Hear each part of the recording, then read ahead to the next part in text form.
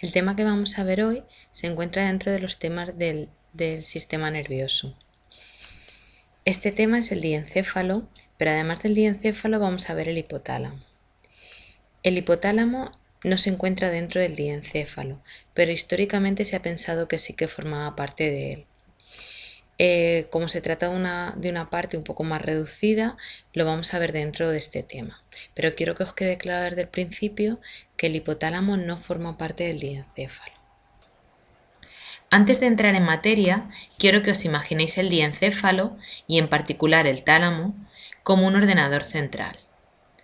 Este ordenador se encargará de recibir los estímulos sensoriales del resto del organismo, procesarlos y enviarlos a las diferentes regiones de la corteza cerebral. La estructura que vamos a seguir en la clase va a ser la siguiente. Comenzaremos estudiando el desarrollo del cerebro y dentro de este el desarrollo del diencéfalo. También veremos su localización y límites. A continuación, estudiaremos los principales derivados del diencéfalo, que son epitálamo y glándula pineal por un lado y tálamo. Y por último veremos el hipotálamo, que como he dicho al principio, no forma parte del diencéfalo. Bien, pues vamos a empezar por el desarrollo del diencéfalo. Para poder entender la localización del diencéfalo en el encéfalo adulto, se debe conocer su desarrollo desde el tubo neural. Os voy a poner un vídeo donde se ve el desarrollo temprano del sistema nervioso. Se trata del desarrollo a partir del día 14 y se ve la formación del tubo neural.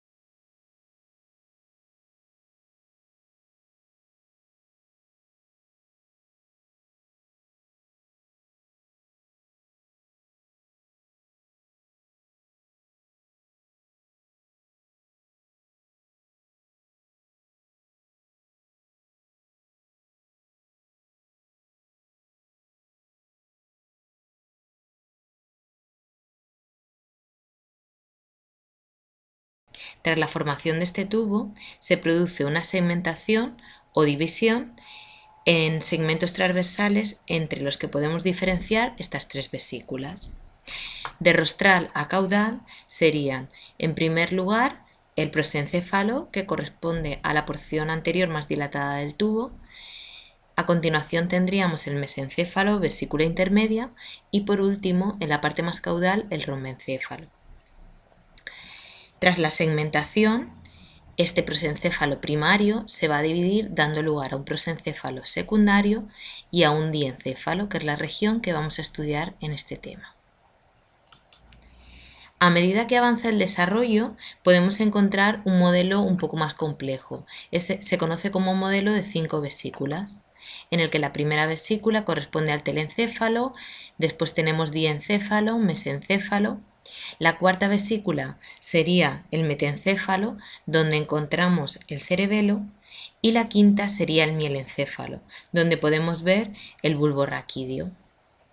El avance del desarrollo dará lugar a modelos más complejos, donde se subdividen estas vesículas en neurómeros. Una vez el tubo neural se ha cerrado, a partir del día 27, el cerebro comienza a desarrollarse hasta llegar a ser un cerebro adulto. Aquí os voy a mostrar un vídeo donde se ve ese desarrollo del cerebro.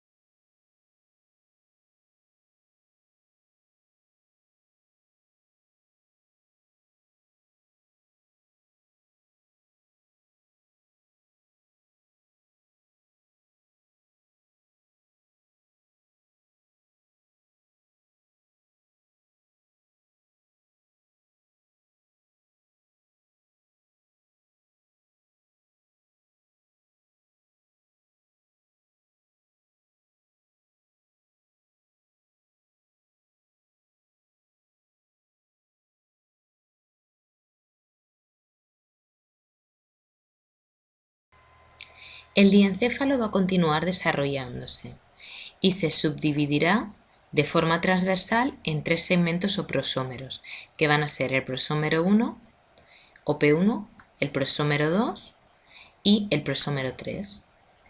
Si continuamos el tubo neural hacia regiones más anteriores, vemos que nos encontramos el hipotálamo, que está a continuación de P3, pero que no forma parte del diencéfalo.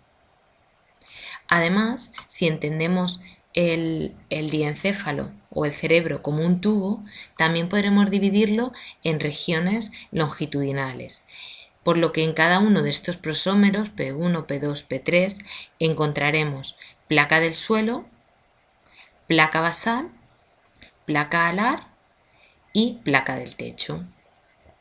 Por lo tanto, podremos dividir el tubo neural tanto en segmentos transversales como en segmentos longitudinales. En un cerebro más desarrollado, estas regiones empiezan a tener mayor complejidad y podemos ser capaces de diferenciar derivados del diencéfalo. Aquí, en esta tabla, podemos ver los diferentes prosómeros P1, P2 y P3, que serían los segmentos transversales del diencéfalo. Y aquí veríamos los segmentos longitudinales, que serían placa del techo, placa alar, placa basal y placa del suelo. Por tanto, en P1 encontraríamos en la placa del techo la comisura posterior, en la placa alar el pretectum y en la placa basal y placa del suelo el tegmento pretectal. En P2 tendríamos la glándula pineal y los plexos coroideos, que formarían parte de la placa del techo. Tálamo y epitálamo estarían en la placa alar y el tegmento talámico en placa basal y placa del suelo.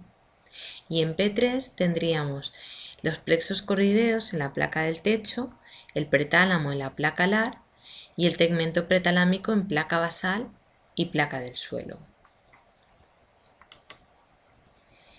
Una vez visto el desarrollo de esta región, vamos a ver la localización del diencéfalo, así como sus límites.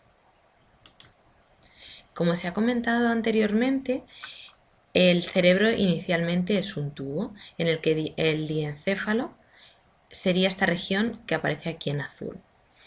A medida que el cerebro se va desarrollando, las vesículas telencefálicas crecen mucho, incluso llegando a tapar la parte del diencéfalo. Por tanto, en un cerebro adulto solo seremos capaces de ver parte del diencéfalo por la base del cerebro. Aquí esta imagen nos va a ayudar a entender por qué se ha pensado que el hipotálamo siempre formaba parte del diencéfalo. Ahora entendemos que el cerebro es un tubo, pero antiguamente los científicos de la época se basaban en cortes para poder estudiar el cerebro y no se entendía como un tubo. Ellos veían cortes y eran capaces de diferenciar el diencéfalo, que sería esta parte que aparece aquí en azul, y esta gran masa sería el tálamo. Por tanto, todo lo que aparecía por encima del tálamo era epitálamo y todo lo que aparecía por debajo del tálamo era subtálamo, que es lo que aparece aquí en rosa. Y lo que aparecía por debajo del subtálamo lo llamaron hipotálamo. A medida que el cerebro se va desarrollando, los axones ascendentes y descendentes empiezan a pasar por aquí y desplazan un poco lo que antes lo que se llamaba subtálamo, lo empiezan a desplazar hacia los laterales.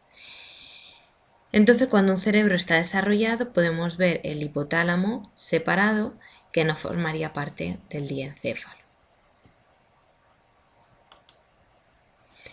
En esta diapositiva podemos ver un cerebro de ratón. Se encuentra en el estadio embrionario de 14 días y medio. Aunque lo que a vosotros os interesa es el cerebro adulto, os pongo este corte en el que se le ha realizado un inmuno de calvindina y en la que se ven perfectamente los límites del diencéfalo. Aquí podemos ver esta región, que sería el pretectum, esta región más abultada sería el tálamo y aquí tendríamos el pretálamo. Además de el mesencéfalo, el cerebelo y el rombencéfalo. En esta imagen podemos ver un dibujo de un corte sagital de cerebro humano por la línea media. En ella podemos ver las regiones que vamos a estudiar hoy. Aquí tendríamos en azul el diencéfalo y a continuación el hipotálamo en forma de embudo. Por encima del diencéfalo nos encontramos el cuerpo calloso. Aquí podemos ver el fórnix y la comisura anterior, que sería el límite anterior del diencéfalo. Esta región correspondería al tálamo y en el centro tendríamos la adhesión intertalámica, que se forma porque el tálamo crece tanto que se une un lado con otro. También podemos ver la glándula pineal.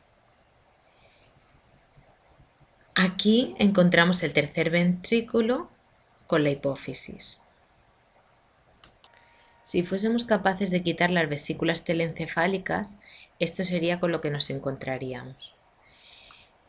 Esta sería la parte donde se encontraría el cuerpo calloso y aquí en azul veríamos el tálamo, que es una masa bastante grande.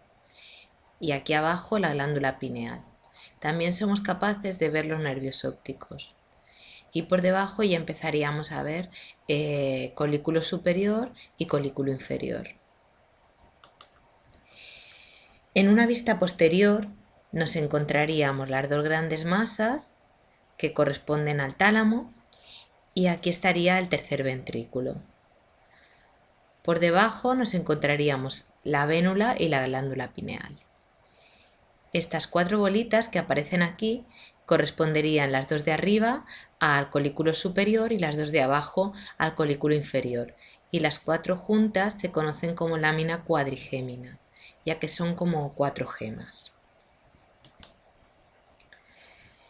En un cerebro humano desarrollado, tanto el pretectum como el pretálamo forman una parte muy pequeña del diencéfalo, así que no vamos a hablar más de ellos. Solo deciros que estas regiones contienen núcleos relacionados con la vía visual.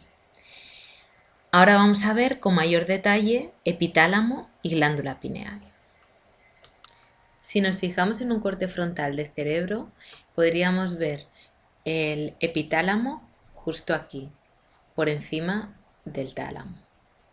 En una visión dorsal del cerebro vemos que la glándula pineal o epífisis está unida al diencéfalo a través de la vénula. Y en un corte sagital vemos que la glándula pineal se encuentra justo aquí. Es una región muy pequeñita dentro del diencéfalo.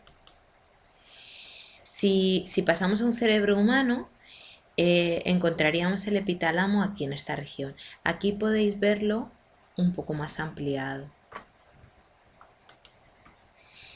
A lo largo de la historia ha habido diversas conjeturas acerca de la glándula pineal. El filósofo René Descartes cometió dos errores. Propuso que la glándula pineal era lo que conectaba el cuerpo con el alma o que la contenía, y esto lo pensaba debido a que la glándula pineal no estaba duplicada. Además, se pensó que la glándula pineal se encontraba dentro del tercer ventrículo, en lugar de encontrarse encima de él, y se pensó que era exclusivo de los humanos.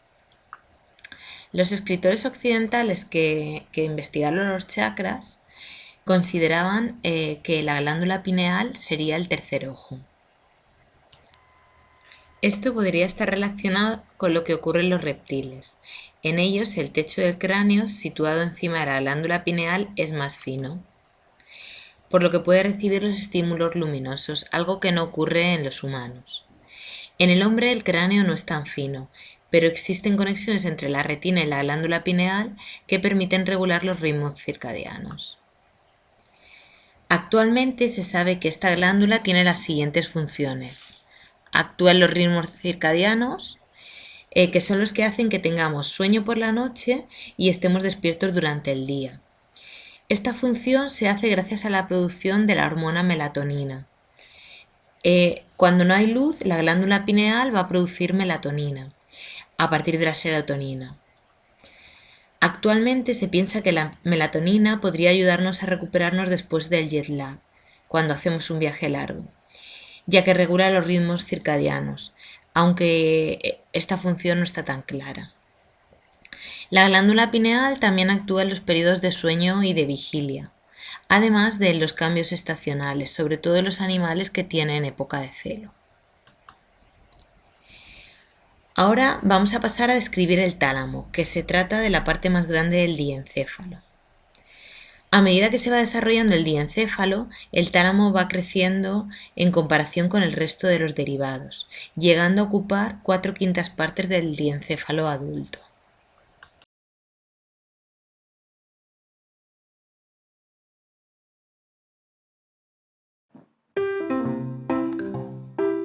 El tálamo. El tálamo es una estructura neuronal originada en el diencéfalo. La comisura intertalámica une al tálamo. El tercer ventrículo separa los tálamos. Funciones del tálamo. Recibe información sensitiva. Reconoce sensaciones de calor, dolor y tacto. Participa en procesos de alerta y atención.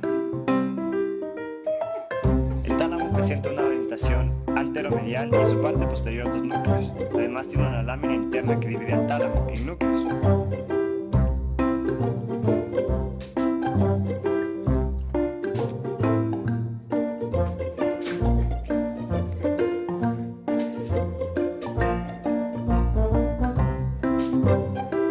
El tálamo está dividido en varios núcleos. Núcleos anteriores, mediales, laterales, metatalámicos, intralaminares y reticular.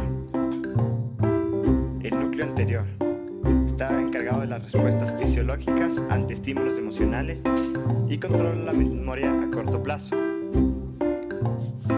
El núcleo medial integra información sensitiva, somática y visceral. Relaciona las sensaciones con las emociones. Los núcleos laterales del tálamo.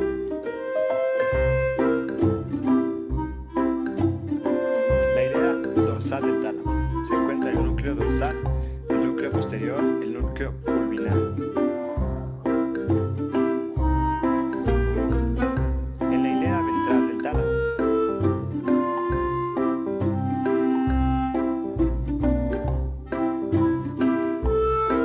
El núcleo ventral influye en las actividades de la corteza motora. El núcleo lateral influye en las actividades de la corteza y el posterior en el centro sensitivo. Los núcleos intralaminares influyen en el nivel de conciencia y estado de alerta.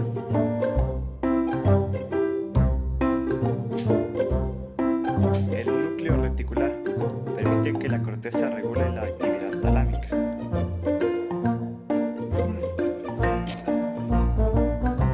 Los cuerpos geniculados son parte de las vías de la audición y de la visión.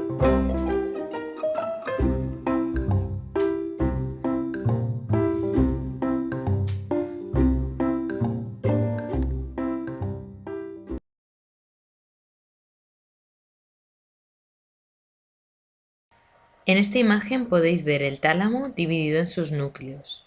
Un núcleo se trata de una agrupación de neuronas que tienen la misma función.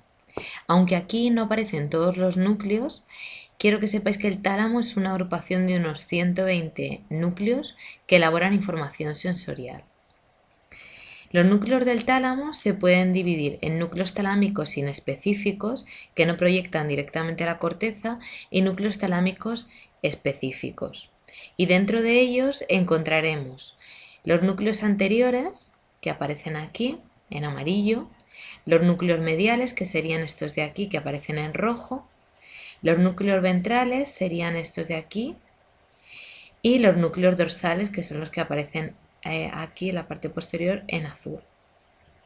Cada uno de estos núcleos proyectará una región de la corteza diferente que estará especializada en una función.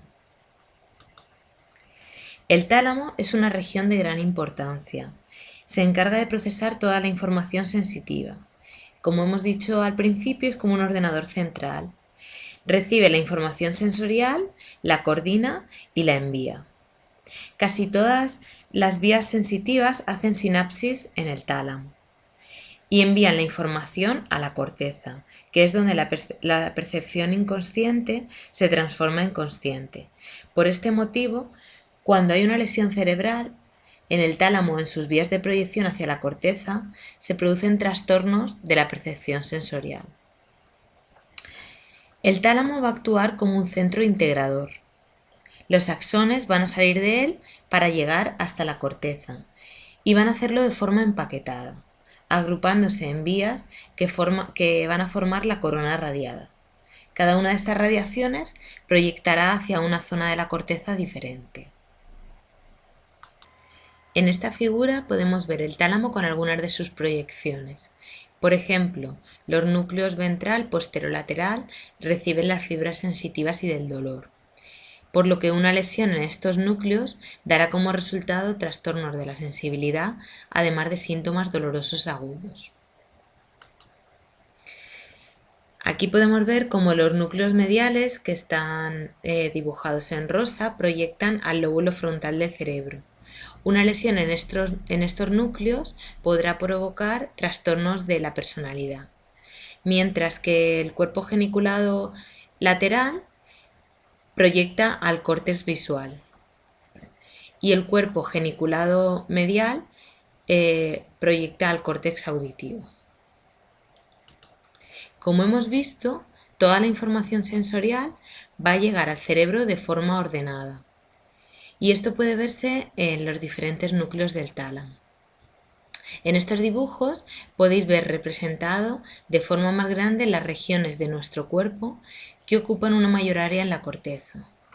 Como podemos ver, ocupan una mayor área del cerebro las zonas de nuestro cuerpo que contactan con el mundo exterior, como son la boca y las manos.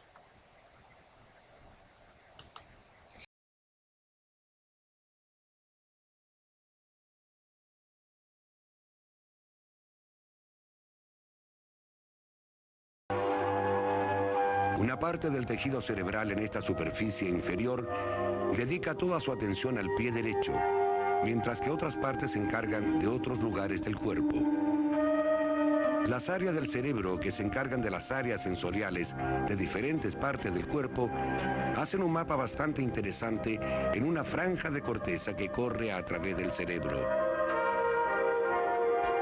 Esta sección cruzada del cerebro muestra con mayor detalle dónde llegan los mensajes del pie, y las otras partes de la superficie corporal también envían sus mensajes a esta área, pero se diseminan a un lado del cerebro para que cada miembro u órgano envíe sus mensajes sensoriales a su propio sector del cerebro. Aunque nos parezca familiar, este mapa del cuerpo humano no es como cualquiera que conocemos. Esta versión tridimensional hace las diferencias más dramáticas. El tamaño de cualquier parte de este modelo refleja la cantidad de tejido cerebral necesario para encargarse de esa parte del cuerpo. Realmente solo es una forma de ilustrar cómo ve nuestro cerebro al cuerpo. Las partes del cuerpo que dan más trabajo a nuestro cerebro son mostradas como las más grandes en este modelo. Es por eso que las manos, por ejemplo, están muy grandes. Están entre las áreas más sensibles de nuestra piel, y así sus mensajes sensoriales necesitan muchas células cerebrales para manejarlas. Nuestros labios también proporcionan mucho trabajo al cerebro. Por otra parte, la figura tiene una espalda bastante estrecha, reflejando el hecho de que la espalda no siempre envía mensajes importantes al cerebro y por lo tanto no necesita muchas células cerebrales para tratar las sensaciones.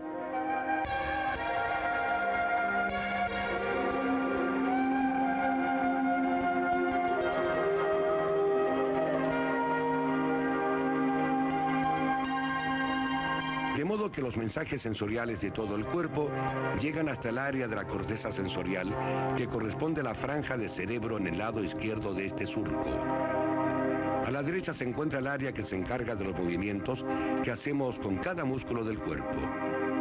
Esta franja del cerebro se encarga de nuestras sensaciones y movimientos. Corren por un costado en la parte superior del cerebro y bajan hasta el surco central.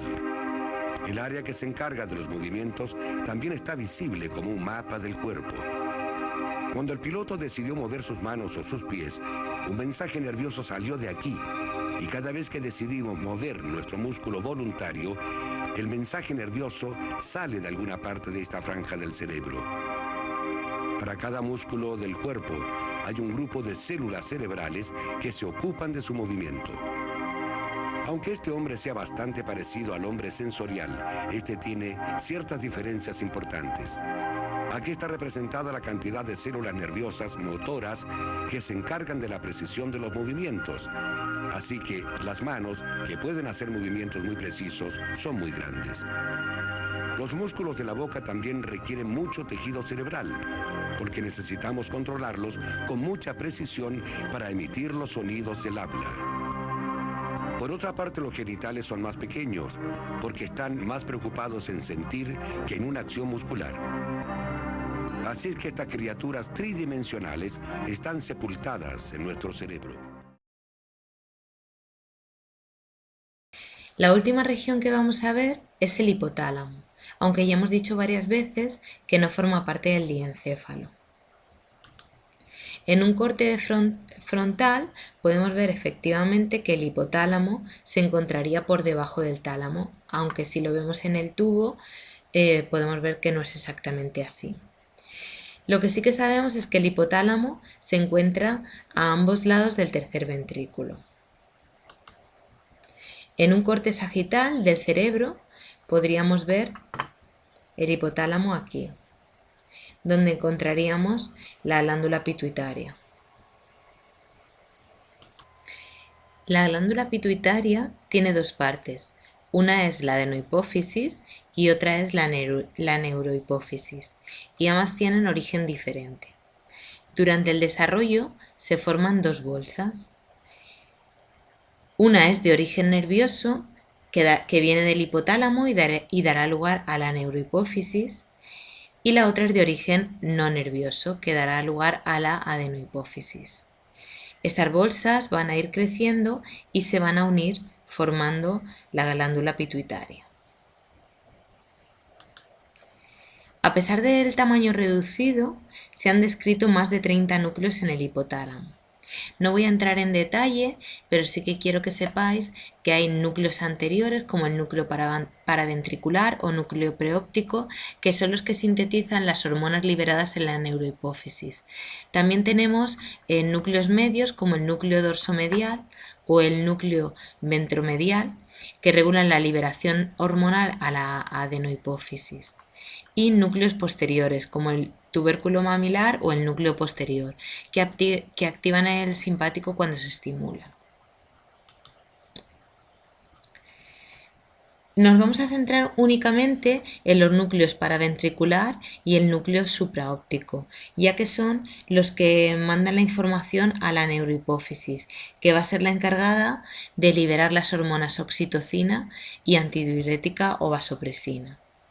La oxitocina va a ser la encargada de estimular la producción de la leche y también de causar las contracciones del músculo liso en el útero.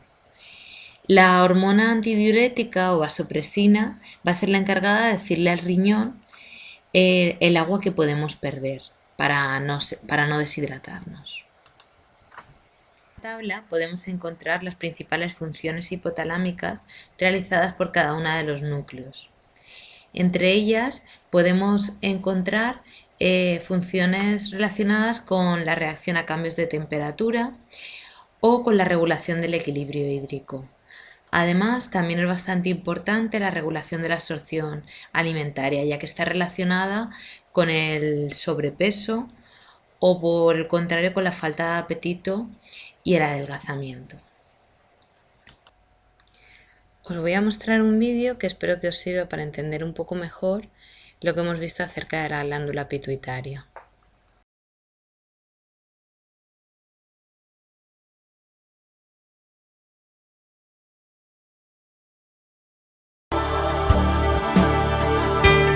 La glándula pituitaria, protegida en el interior de la parte central de la cabeza, es frecuentemente llamada glándula maestra del cuerpo, ya que regula muchas actividades de otras glándulas endocrinas. Veámosla con más detalle en una vista ampliada. Arriba de la glándula pituitaria se encuentra el hipotálamo. El hipotálamo decide qué hormonas debe liberar la pituitaria, enviándole a esta mensajes hormonales o eléctricos. Si el hipotálamo libera hormonas liberadoras de la hormona del crecimiento, o GHRH, la pituitaria liberaría hormonas del crecimiento que afectarían los tejidos corporales. La hormona del crecimiento actúa sobre los músculos y los huesos, aumentando el tamaño de ambos. Si una persona no recibe suficientes hormonas del crecimiento durante la infancia, probablemente sufrirá de una afección conocida como enanismo pituitario. Si por el contrario, esta persona hubiera recibido demasiadas hormonas del crecimiento, sufriría una afección llamada gigantismo. Cuando hay demasiada producción de hormonas del crecimiento en un cuerpo ya físicamente maduro, se produce una afección llamada acromegalia. Los rasgos faciales se vuelven ásperos y, por supuesto, la voz se torna más grave y el tamaño de las manos, los pies y el cráneo aumenta. En respuesta a las órdenes hormonales del hipotálamo, la glándula pituitaria libera una hormona llamada hormona estimulante de la tiroides, o TSH. La TSH estimula la glándula tiroides para que libere sus propias hormonas llamadas T3 y T4. Estas hormonas se desplazan por el torrente sanguíneo para estimular el metabolismo de otras células del cuerpo. La pituitaria también puede liberar otra hormona llamada antidiurética o ADH que afecta la producción de orina. La ADH se produce en el hipotálamo y es transportada a la pituitaria, en donde es almacenada. Cuando la pituitaria libera ADH, esta envía un mensaje a los riñones, provocando que estos tiendan a conservar agua. En consecuencia, los riñones absorben más del fluido que pasa a través de ellos, y esto da como resultado que se produzca menos orina. Debido a que el alcohol impide que la pituitaria lidere ADH, el tomar cerveza u otras bebidas alcohólicas aumenta la producción de orina.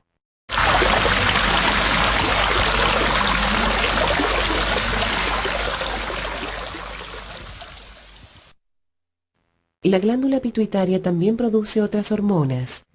La hormona estimulante de los folículos, o FSH, y la hormona luteinizante, o LH, que son hormonas que afectan los ovarios y la producción de óvulos. En el caso de los hombres, estas mismas hormonas afectan los testículos y la producción de esperma. La prolactina es una hormona que afecta el tejido mamario de las madres lactantes. La hormona adrenocorticotrópica, o ACTH, hace que las glándulas adrenales produzcan sustancias que son importantes porque tienen propiedades similares a las de los esteroides. El crecimiento, la pubertad, la calvicie e incluso sensaciones como el hambre y la sed son solo algunos ejemplos de los procesos que son influenciados por el sistema endocrino.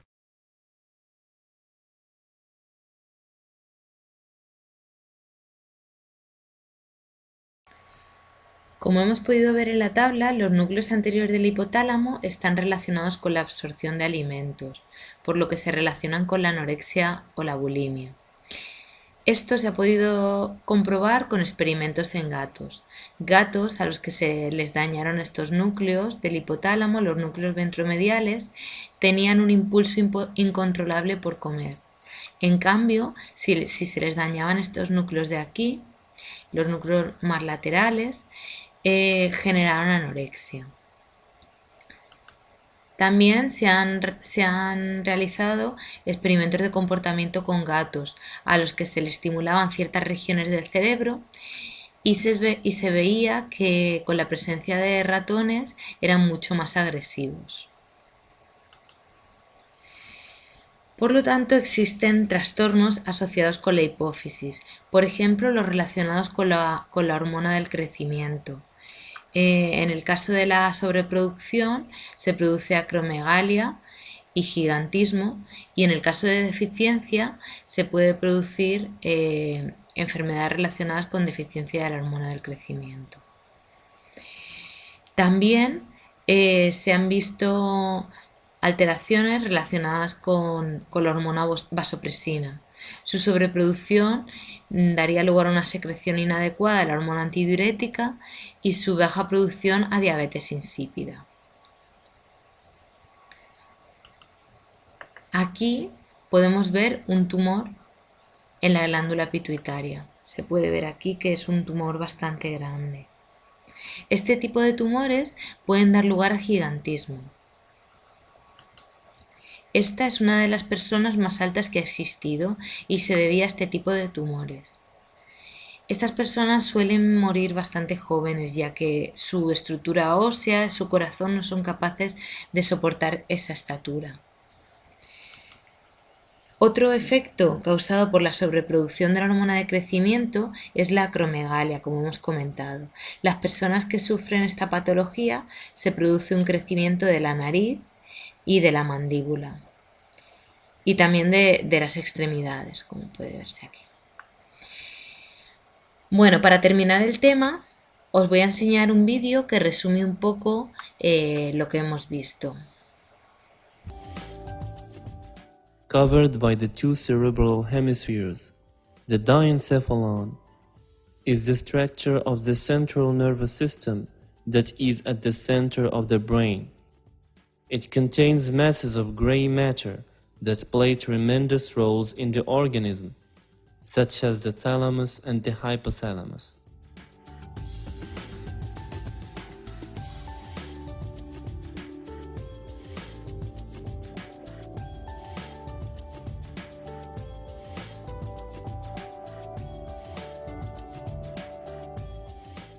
The thalamus is a nuclear complex that occupies the most part of the diencephalon. It acts essentially as a relay to the vast majority of sensory inputs that go up to the cerebral cortex. It also plays a very important role in movements and emotions.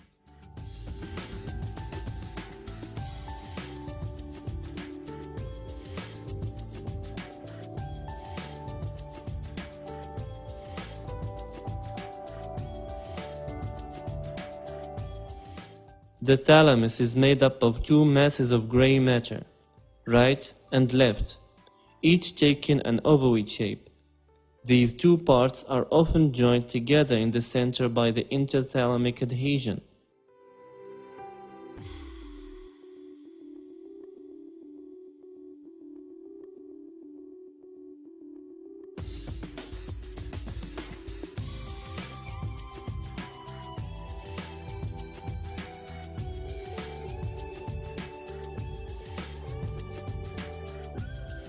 The thalamus consists of multiple nuclei. Each of these nuclei plays a very specific role.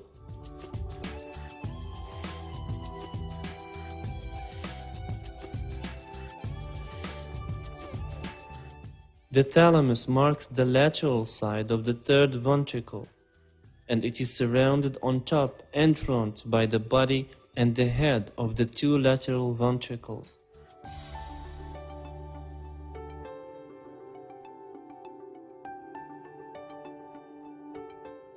The hypothalamus, located directly below and in front of the thalamus, is much smaller in size and volume.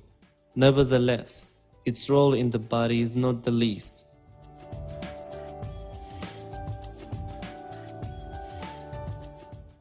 In fact, the hypothalamus contains several distinct nuclei that provide numerous functions, including thermoregulation, appetite, and regulation of the sleep-wake cycle. It also plays a capital role in modulating the autonomic nervous system.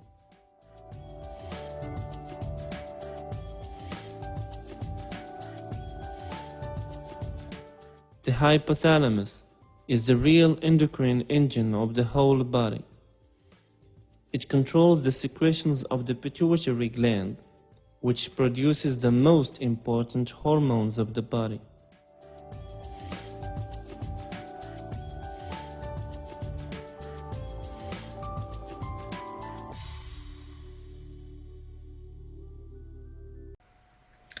Para terminar, os voy a poner un vídeo en el que se hace un resumen del cerebro.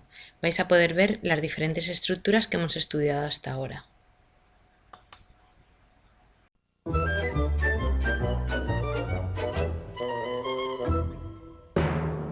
And now, the parts of the brain, performed by the brain. Yes. Neocortex, frontal lobe, Brainstem, brainstem. hippocampus, neural node, right hemisphere, pons and cortex, visual, Brainstem, brainstem. Sylvian Fisher, pineal, left hemisphere, cerebellum left, cerebellum right, synapse, hypothalamus, striatum, dendrite.